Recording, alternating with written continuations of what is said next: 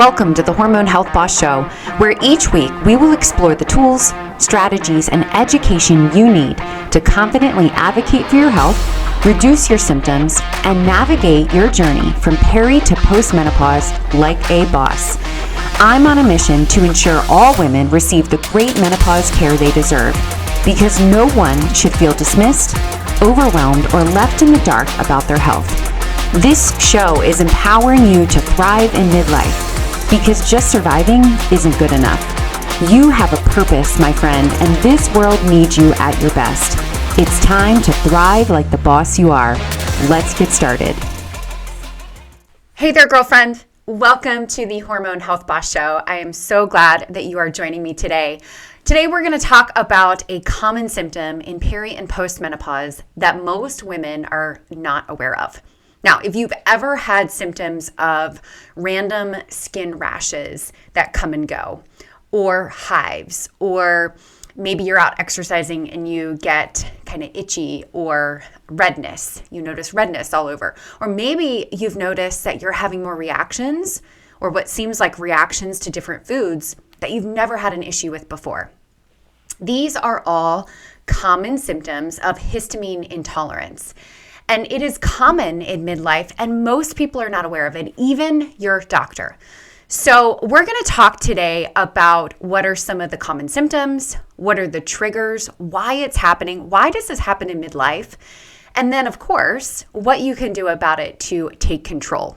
So I personally experienced about 18 months of a roller coaster ride where I was afraid to eat anything. It seemed like the most common foods gave me a reaction. I would wake up with different skin reactions and rashes, redness. My face would turn beet red whenever I ate just about anything.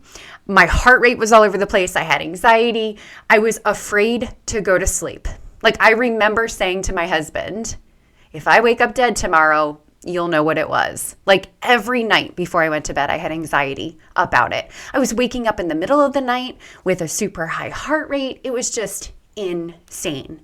So if you're experiencing just really random symptoms and maybe your doctor has done a ton of testing or you visited multiple doctors and you still don't have an answer, if you haven't explored histamine intolerance or mast cell activation syndrome, this could be something else to explore with your provider or with your healthcare practitioner. So let's get started today with diving deeper into the triggers, the symptoms, and what we can do to get you some relief. So let's get started. So let's talk about what histamine is. What is histamine? It's really important that you understand this because this goes way beyond a runny nose or stuffy nose in the spring or the fall. Histamine is a chemical that is released in your body by your immune system to help protect your body from foreign invaders. So we normally hear about histamine in relation to allergies, right? People who have peanut allergies or bee sting allergies or all kinds of things. We hear about histamine in relation to that. And we hear about histamine very commonly when we're talking about allergies in, seasonal allergies that we often have in the spring and the fall, or sensitivities to mold or dust or something like that. But histamine actually plays a widespread role in your entire body. And it's one of your immune system responses to help keep your inflammation in check. And when it is overproduced or your body is unable to balance it, then we're going to have symptoms widespread. So it's going to impact everything from obviously the allergy types of symptoms on up to sleep, mood, memory, hormone imbalance or hormone balance, gut health. It affects everything. So this is one reason why it can be really tricky to nail down what the cause of your symptoms is. If it's related to histamine, it can feel like a roller coaster ride. One day you're totally fine, you don't have any symptoms and you don't have any reactions, and another day you may have a response. The other thing that's tricky with histamine is that, especially in relation to foods, it's not always an immediate reaction. Whereas if you're sensitive to a mold or dust, in that moment of exposure, you're sneezing, you got a runny nose, stuffy nose, you have some type of an immediate response. Whereas when it's histamine intolerance, it may not be immediate. So you may eat a food and you could have an immediate response, or it could be within 72 hours. So that can be tricky when trying to identify histamine issues. And the thing to remember is that we have 4 different types of histamine receptors in our body. So our H1 receptors are more of those that are involved in the immediate response. So more common in food sensitivities or allergies, where you have allergy testing and you are allergic to something, right? So this would cause reactions with like itching or hives, or even down the road, anaphylaxis. And then we have H2 receptors, which are mainly in the gut, and they will release more mucus production or more coughing symptoms, or impact your blood pressure and heart rate and things like that. Then we have H3 receptors, and these are primarily in our nervous system. So if you may have a response like anxiety because of changes in your neurotransmitters based on those H3 receptors when histamine is released. So more anxiety symptoms, an increase in heart rate, things that make you feel more anxious or nervous. And then we have H4 receptors, which are mainly in our bone marrow and blood cells and play a role in our immune system. So this is why the response that we have and the symptoms that we have can be really varied and very widespread. Now, one more thing before we move on to what may trigger this and how it relates to perimenopause and postmenopause, I want to point one important thing out to you. Our gut, we talked about our gut last week, right? Or in previous episodes, and how important gut function is. But when it comes to histamine, our gut plays a significant role, because there's an enzyme in our gut called DAO that actually helps balance out histamine. So if our gut function isn't optimal, then we may have a hard time balancing histamine. So as we progress through perimenopause and postmenopause, we're going to see changes in our gut health, which then also impact our histamine response and the ability to be able to balance that response in the body. So if you think about it like this, histamine is a good thing. It helps support the immune system, but only when in balance and when in check, right? Just like every other thing in our body, too much of a good thing is a bad thing. And this is a good case of that. So when we have the proper amounts, it's supportive of our immune function. It keeps things at bay. It keeps us from having other reactions in the body and keep our immune system strong. But when it's imbalanced, we're going to have symptoms. So you may be wondering, how does all of this relate to perimenopause and postmenopause? This is immune-based, right? This doesn't have anything to do with our hormones. Well, you may not be aware of this, but estrogen helps regulate our immune function. So as you can guess, as your hormones fluctuate throughout perimenopause, the regulation of our immune system is going to change. So there are a lot of changing and shifting pieces when our hormones fluctuate, because estrogen and progesterone regulate 400 processes within the body. So as we see estrogen spike and then decline and then spike and decline throughout perimenopause, that's that roller coaster ride that happens, then we're going to see changes system-wide. One of them being some people have or produce more histamine. And then if we have poor gut health and don't produce enough DAO, then we cannot balance that system out. It's really important to understand that gut and hormone connection, and how working on our gut health can actually not only improve hormone health, but is going to improve our immune function as well. So, of course, we have changes in our hormones and our fluctuating hormones that impact our immune system, which impact histamine. We have the changes in the gut that happen in perimenopause and postmenopause that can decrease our body's defense system with that DAO and increase the histamine response.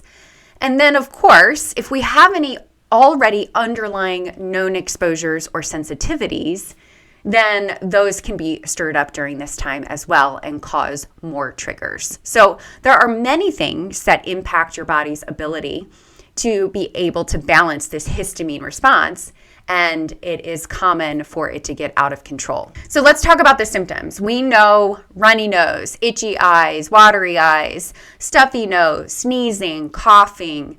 That is what we recognize as allergies, right? Or if you have some type of anaphylaxis type of experience, you know what to look out for there. But maybe you're not thinking about some of these more uncommon symptoms that you don't relate to a histamine release. So let's talk about them. Headaches, migraines, sinus congestion. If you have that chronically or cyclically, particularly around your period, if you are still cycling and are experiencing these symptoms, that can be a clue that this is a histamine issue. Maybe you've had a glass of wine and your face gets a little flushed and red. That can be a sign that you have an imbalance in your histamine. Of course, skin, a lot of skin reactions can happen, right? So flushing of the skin, rashes, itchiness are all common. It's not uncommon to see digestive issues. I hear from women a lot the increase in reflux disease. Now, this could be due to simply just poor gut health, but often it's a combination of the leaky gut that is allowing toxins into the bloodstream, and your body is reacting to that. And that's where the histamine goes up. The DAO is down and unbalanced. And then we see low acid production that actually causes this reflux response. And GERD can be out of control. So that is not uncommon, but it's not usually linked to histamine because it's normally linked to GI issues alone.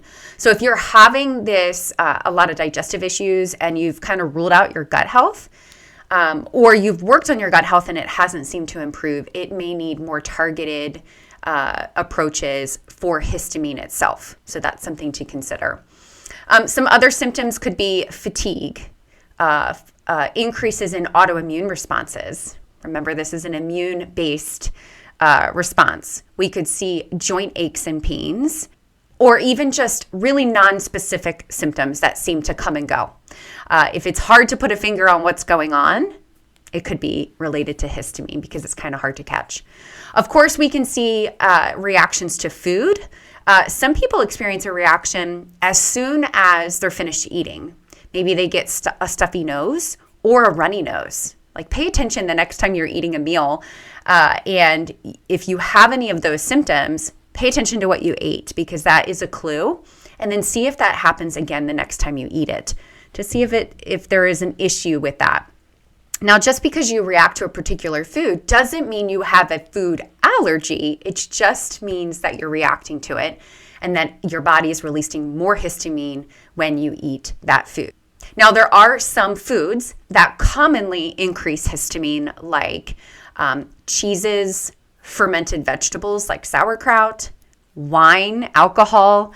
They are big offenders when it comes to histamine. So limiting those foods, if you're feeling better when you limit those foods, or if you flare up when you eat them, that could be a clue that it is histamine related. But remember, your response could be immediate or within 72 hours.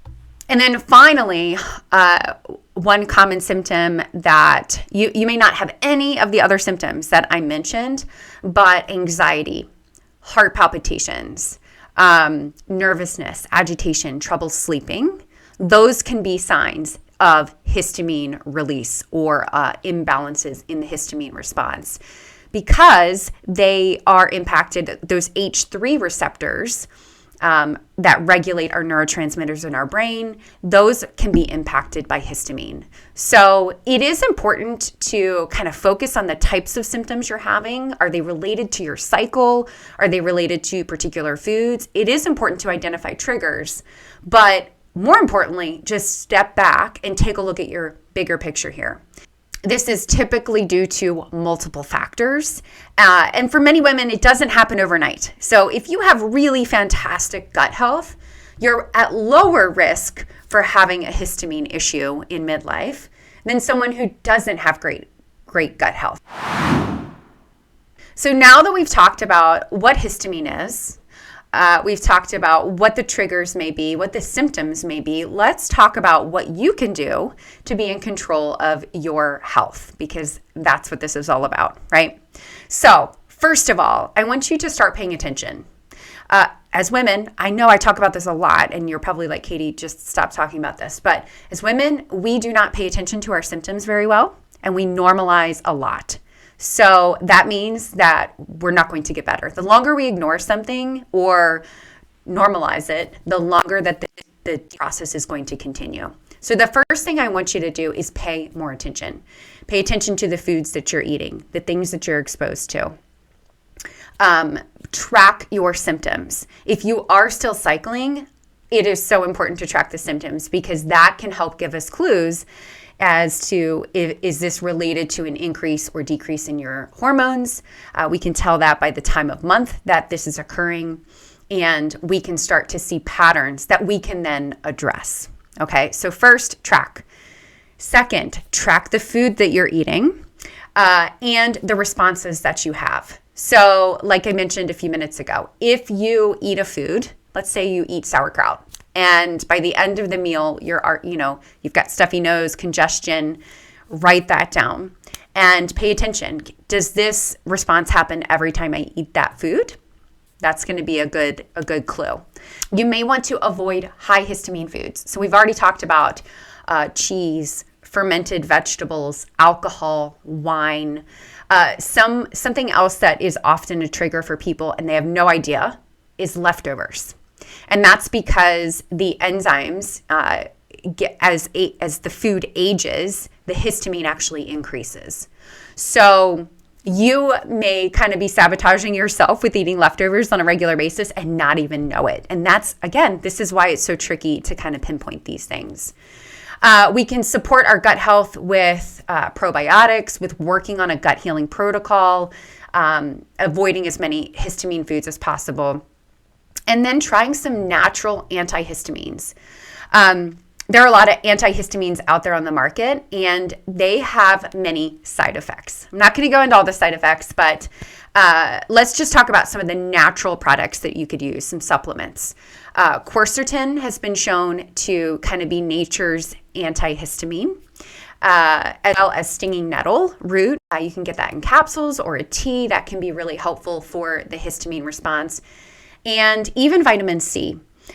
There are a ton of histamine-related supplements that you could use. And of course, you could add one on top of the other, but I recommend that you just start with one and see how you react, as well as tracking your foods in your cycles and seeing if there are any patterns there.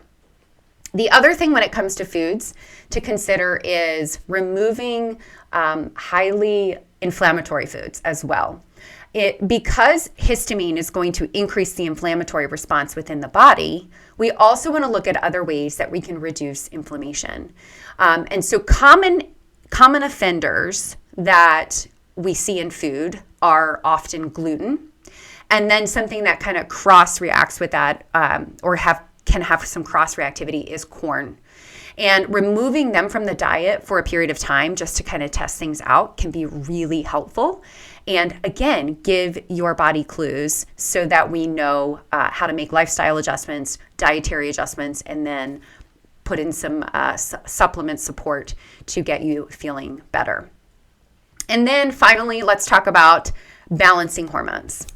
So perimenopause is the roller coaster ride, and it is marked by fluctuations. That is normal to have fluctuations in perimenopause.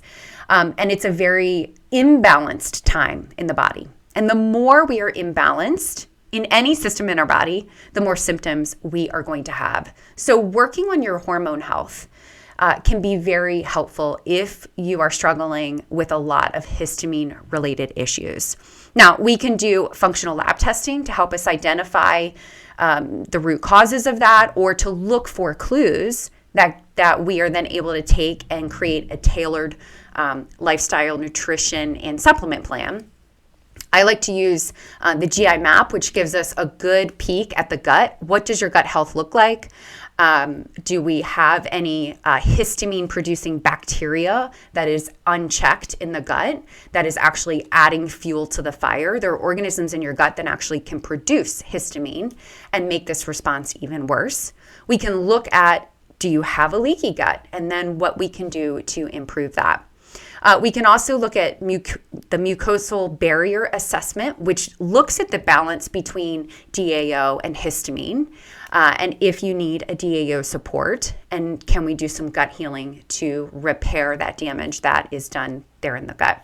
And then, of course, allergy testing. If you have been struggling with lots of different symptoms, you may have had some type of allergy testing before.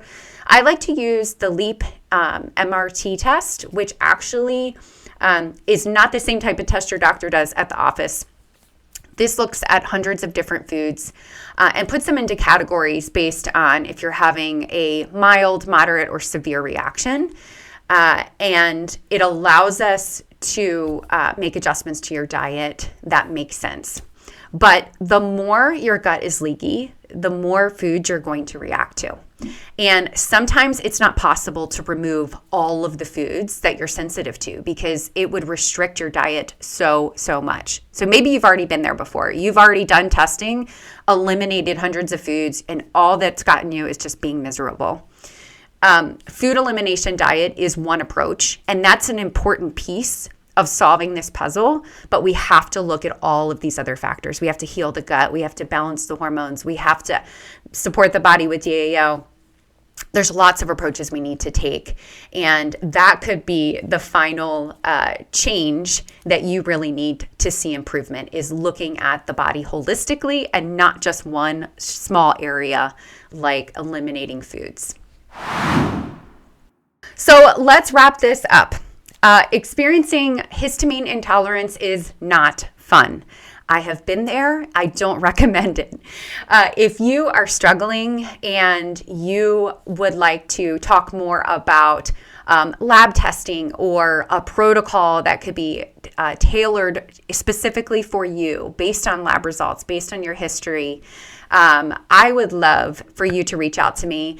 You can check out the link below to schedule a free call with me, and we can talk about what your concerns are and if functional testing is a good fit for you right now in this season, or if there's some other things that you could do to reduce your symptoms right now and get things under control. All right, girlfriend, thanks for tuning in this week. If you found this episode helpful, I want to ask you to join me on my mission to empower more women with the education and support they need to be the CEO of their health. Would you share this episode or write a review? That would help me out, and it would help your friends out as well. We are working hard on building a community of strong, informed, and determined women that take charge of their health and thrive in midlife and beyond. So you are not in this alone. I am with you every single step of the way. So stay motivated, stay informed, and remember, you've got this, girlfriend. I'll see you next week for another episode of the Hormone Health Boss Show.